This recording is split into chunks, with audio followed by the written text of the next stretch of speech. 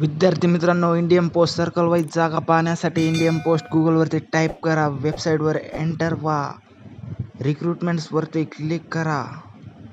त्यानंतर direct वेबसाईटमध्ये enter झाल्यानंतर online GDS रिक्रुटमेंटवरती click करा. साईडमध्ये दिलेलं आहे पहा, ओकेवरती क्लिक करा. त्यानंतर तुम्ही पाहू शकता डायरेक्ट राज्यांचे नाव आलेले आहेत. तुम्ही ज्या राज्यात त्या राज्यावर क्लिक करा, तुमचं राज्य जे आहे ते.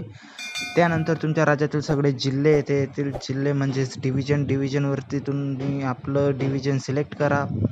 समजा मी जळगावचा आहे, मी जळगाव डिव्हिजन सिलेक्ट केलं. त्यानंतर व्ह्यू पोस्ट केला. आपल्या जिल्ह्यामध्ये किती वॅकन्सी आहेत ते पाहू शकता तुम्ही. इथं पाहू शकता जळगावमध्ये किती वॅकन्सी आहे, जवळपास 52 जागा आहेत मित्रांनो. तुम्ही पाहू शकता कोणती जागा कोणत्या कास्टची आहे, कोणती पोस्ट आहे, BPM ABPM ग्रामीण डाकसेवक, कोणती लोकल लँग्वेज काय आहे, हे सगळी माहिती तुम्हाला इथं दिलेली असते मित्रांनो. तुमची पाहू शकता तुम्ही GDS.